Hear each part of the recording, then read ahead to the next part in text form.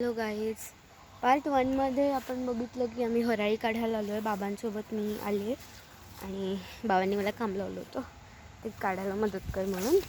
But मी इथून सेटले, माझे बाबा अजूनही तिथे काढत आहेत. बट जस्ट की तुम्हाला अजून काही काही दाखवायचं आहे मला, म्हणून मी इथे पुढे येते. वाट आहे बाबा, इकडून जाऊया ना, इकडूनच जाऊया. मी नाही येत, तुम्ही जा.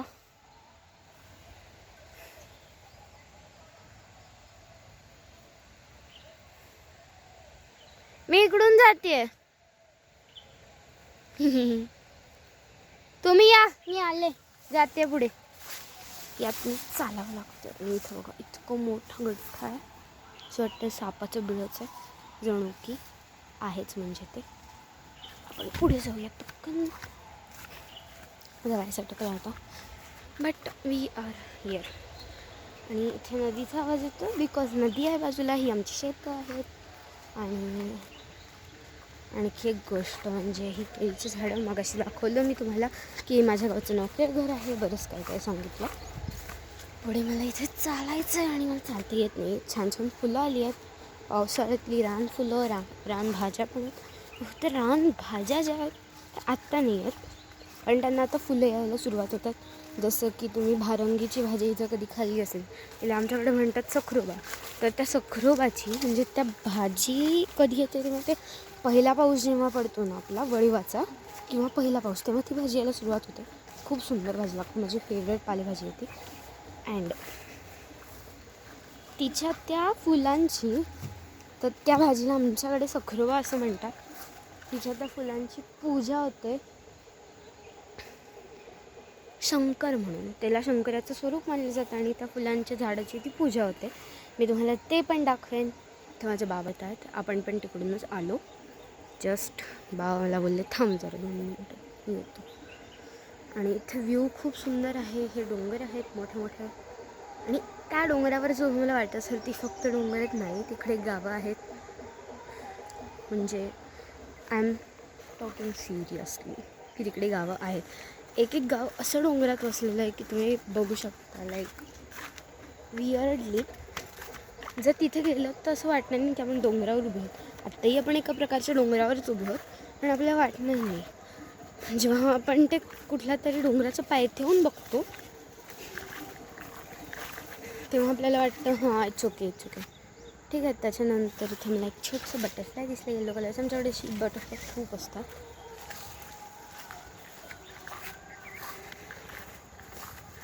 माझं जे गाव आहे इथून महाबळेश्वरला जाणारा रस्ता आहे, म्हणजे महाबळेश्वरचा घाट ज्याला केळघर घाट असं म्हणतात, तो इथून सुरू होतो. आणि माझ्या गावाचं बघा, इथे बघा ऑरेंज कलरचं एक छोटंसं बटरफ्लाय दिसतं आपल्याला, मस्त आहे.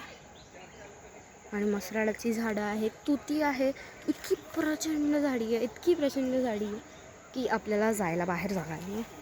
बाबांना येऊ दे थोडंसं, म्हणजे आपण रस्ता शोधू शकतो. हे बांबू आहेत सगळे, यू कॅन सी.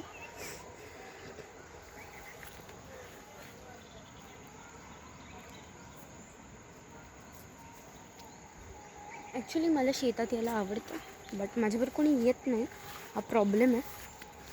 म्हणजे मी शेतात नॉर्मली येत असते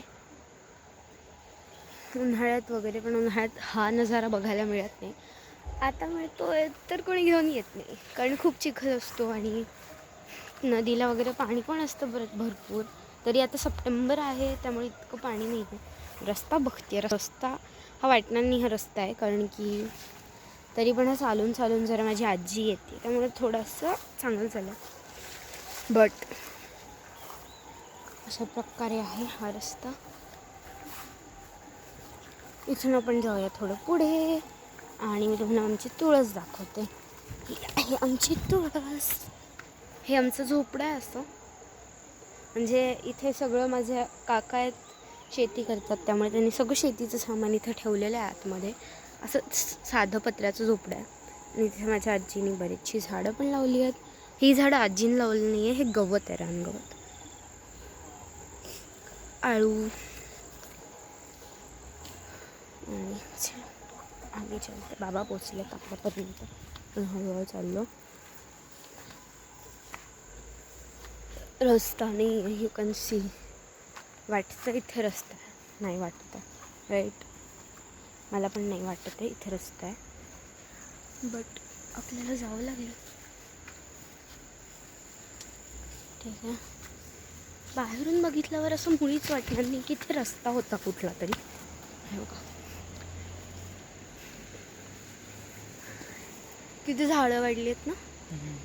सो वाटत नाही आहे बाहेरून पाहिल्यावर की इथे रस्ता आहे कुठला तरी. जस्ट या ना घाटावर जाऊया का. आता आपण जाऊया नदीवर. आमच्या नदीला घाट आहे बांधलेला. इथे पण जागा नाही आहे, चालायला जागा नाही आहे. म्हणजे इथून चालताना भीती वाटते कुठला क्रीचर असं आपल्याला चाललं वगैरे, म्हणजे साप वगैरे काय होणार. हे चालतीये कशी हे मलाच नाही. आणि नदी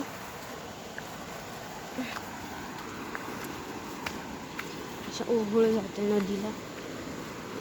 छान घाटावर आलो आहे. तिथून विसर्जन करतो बाप्पाचं.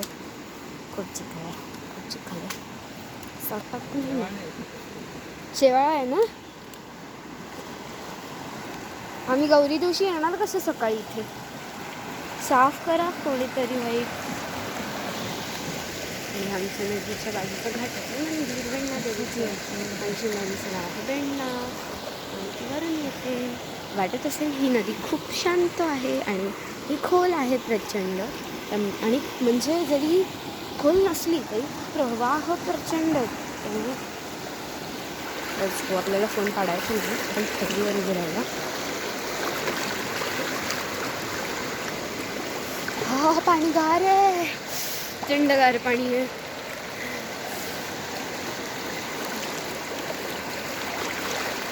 अजून दोन पाया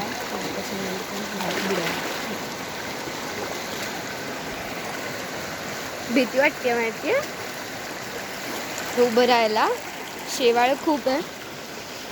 आता हे साफ करतील यायच्या आधी. एवढ्या गार पाण्यात कोणाला पोहण्याचं मन होणार आहे बाबा.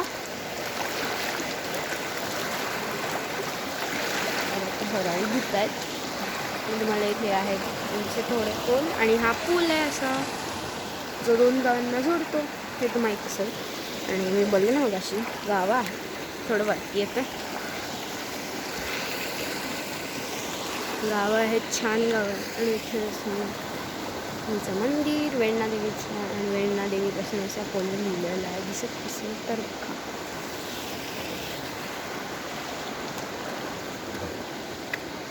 प्रचंड सुंदर प्रकारे इकडून एक ओघळ येते जी मी तुम्हाला दाखवू इच्छिते. बट ती मला दाखवता येणार नाही आत्ता. तिकडून येते ती ओघळ आणि हे असं सुंदर आमची नदीकडे जाते. इकडून मागून येऊन. आता कसं वाटलं व्लॉग नक्की सांगा. आणि अजून आपण असे व्लॉग टाकू गावाला आल्यावर. बघ निसर्गरम्य वातावरण. थोडे फोटोज काढूया आणि मग जाऊया घरी. घरी जाताना पण बघू. मला व्लॉग शूट करता आलं तर मी करेन. बाबायचंच सगळं सी इथून उड्या टाकायला बनवल्या. पण आमच्या थोडे दगडवरती आलं की लागतं उडी. आणि इथे खोल आहे, मध्येच फक्त खड्डे आहेत. म्हणजे मध्ये खोल आहे. बाबा चढले तिथे असं. आणि वाटत असं की ही साधी आहे पण ही साधी नाही आहे. बघू. मला पोहायला जमलं यायला तर मी नक्की येईन. मला पण पोहायला येतं थोडं. नॉट टू रिअली बट थोडं येतं मला पोहता. इथे आहोत. इथून आपण आलो. यायला जागा होती का कॅन सी. आपण तिकडून आलो. बाबा आपण. किती शेवाळ आहे.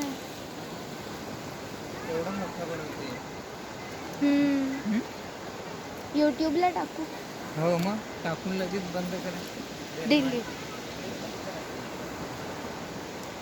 चलो.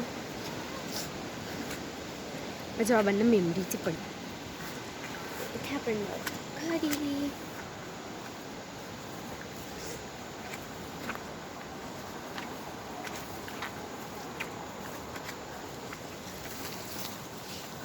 लागेल लागेल लागेल पटकन झालं पटकन झालं सटकला माझा पाय.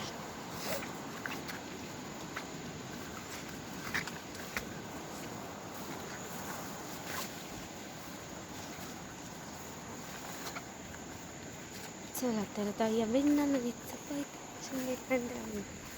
घरी पूल इकडंच काही हा आहे पूल आणि इथून आपण जाणार आहोत घरी. हो जाऊया बाय.